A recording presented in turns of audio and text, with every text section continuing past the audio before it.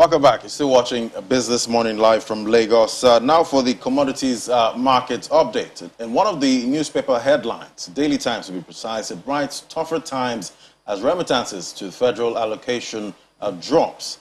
Last month, Nigerian National Petroleum Corporation disclosed that its projected monthly remittance to the Federation's Accounts Allocation Committee for May will be zero. Obviously, bad news. How should Nigerians brace up for this tougher times? Bolanle Agbaje, the research analyst with Financial Derivatives Company, joins us now to make sense of this. Good morning. Good to have you. Good morning. Thanks for having me. Yeah. So, what shape do you see these tougher times, and how should Nigerians actually brace up for it? Well, I think saving would be a start. Less consumption, more saving. But I'm sure the fact that the government hasn't more or less created an avenue or, higher interest rate or more attractive interest rates. So like I mentioned, the CBN does not even make it attractive for, some of these individuals to save. And obviously the impact of, COVID from last year. Inflation. But even the remittances being zero for the month of May is no surprise. We haven't really managed our situation when it comes to, bracing up for tougher times. And more or less this is the impact. Oil prices, we have the revenue from, the inching up of oil prices hasn't been that great. But the good news is that, going forward, we hope that the nature of oil prices would change. The fact that, we're seeing demand increase over time would, is more or less good news for us. And I think the government is also looking at other ways to boost, its revenue as well. Like the solid minerals conversation we just It's a very interesting conversation because, we come here more or less mine the products you get from, these mining activities falls under commodities, the likes of gold, silver. And we come here several times mentioning the fact that there's significant opportunities that Nigeria can, feed from when it comes to, increasing revenue and boosting exports, export bill from this, increases in the mining sector. Can these tougher times be averted? Is it too late for that? No, nothing is ever too late. I think it's just the fact that we've had a rough start and we haven't really, more or less braced ourselves for, times like this. But I think there's never too late. We can all more or less start now and, start to benefit. Well, starting from, policies, I think the major implication of why we're seeing ourselves in this position is the fact that we don't follow through with policies. So, the CBN and the government more or less come several times to mention, okay, we're introducing several policies into the market and all of that, but they don't actually follow through. I think the Sugar Master Plan is one of them.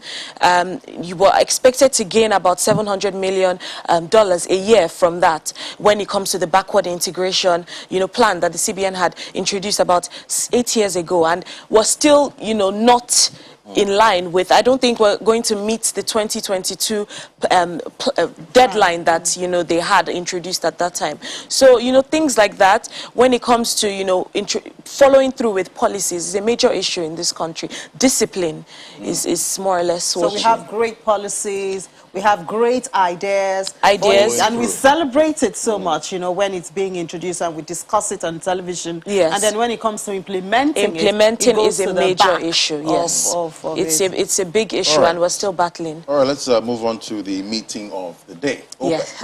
What are the expectations? Well, we do expect that they would, ease output cuts by about 840,000 barrels per day, which is great.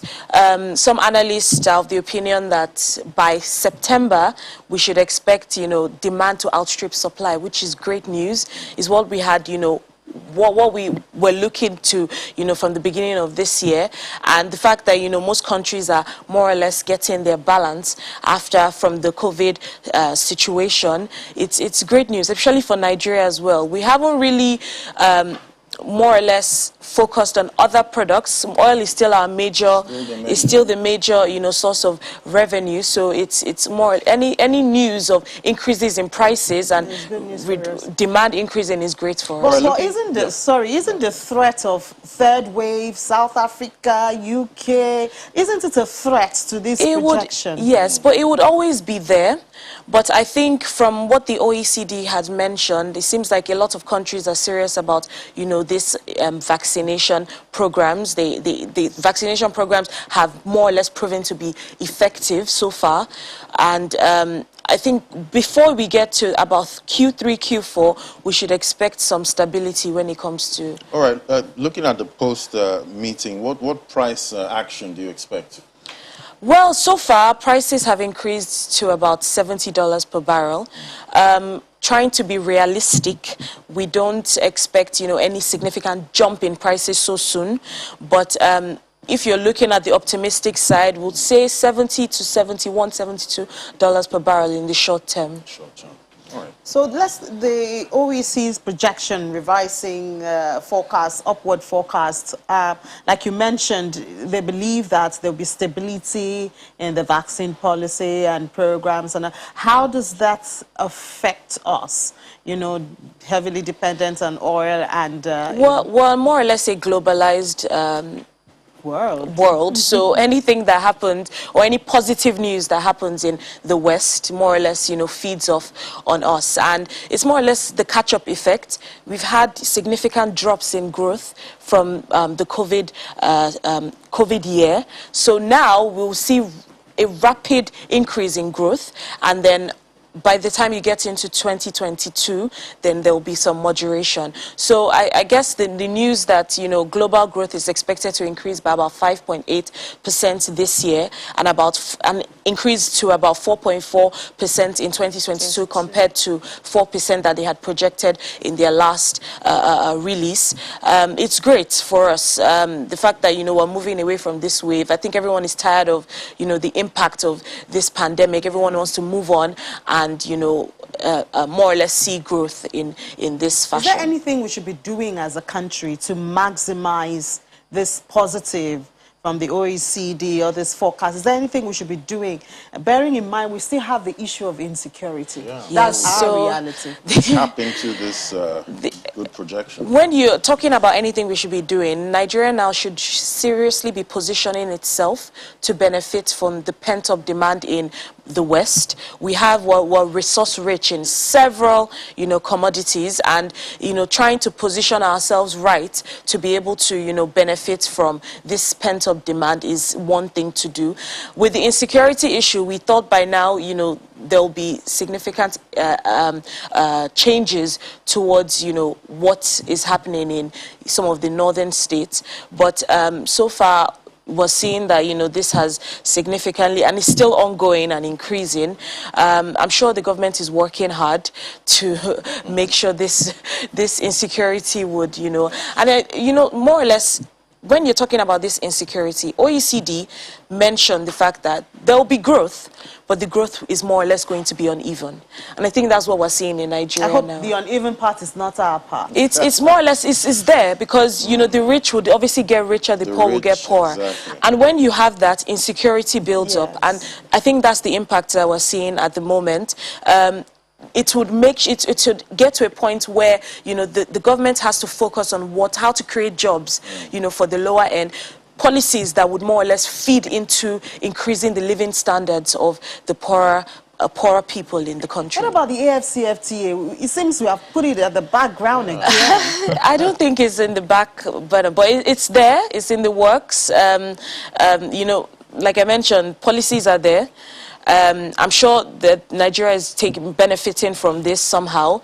They'll probably still come out again to mention new ways that they are benefiting from this. So I don't think it's necessarily in the back burner. No, there's no noise around it for now, but I'm sure it's something that they're working on. All right, looking at the goodies on your slide, Nigeria's import bill is expected to reduce, and sugar seems to be the reason for this. Tell us about it. Well, so like I mentioned, the Sugar Master Plan, you have the likes of Dangote that has mentioned that they're waiting for the CBN to follow through with this plan because they're ready to position themselves in such a way that, they benefit from the backward integration and, creates a situation where we're self-sufficient in the production of sugar. It doesn't make sense how they have to import, raw sugar to, produce the final products that we're consuming now. I'm sure they're spending billions of naira doing that where they can actually benefit from, the production of sugar, of raw sugar within the country. They've also mentioned with the cement side as well, the demand for cement is, you have situations where you have a cement that is sold out within the country, and it's a new phenomenon we're seeing, even at this time when, you're more or less in the rainy season. They're still seeing this pent-up demand, the sold-out situation. So they're working on, increasing the supply of cement and more or less stopping the export of cement so they can, focus on and satisfy the domestic demands. Yes. All right, so please take us through the domestic commodity price. We're in the red this week. It's not great. Like you mentioned, the insecurity issues, still having a significant impact on domestic prices. We've seen tomatoes increase by a whopping 15% from last month to this month. And onions are up about 5% as well, beans as well. So it's not really great for commodity prices this week. That's all I can say. Wow. Quite a number are unchanged, though. The Gary. Yes, you have those that are unchanged, but what's important is that they remain elevated, which is not so great. Is it possible for them to come down? Well, is there anything that can drive them? The only thing is more or less the fundamentals, the demand supply. Yeah. When you have a situation when, this insecurity is sorted out and farmers can get back into work, start, increasing production, then you see changes with, it's as simple as that, the demand and supply phenomenon. And interestingly, India, the growth recovery. Yes. Regardless of the... Yeah. But it's important to... I know, obviously, India is one of our leading trading partners, so it's great. But this growth was in Q1, January to March, and this was before the COVID... The new wave really felt its impact in the country. So we do expect that, the Q2 growth wouldn't be so, bad, and it's still great news for us anyways. Great news. All right. All right, Bolanle, thank you so much for giving us updates on commodities and burning issues in the country. Well, always Bolanle great to have Agbaje, you. always great to have you. Bolanle Agbaje is a research analyst with Financial Derivatives Company, and she gave us updates on some of those burning issues. Now, we'll just take a moment, and then we'll be back.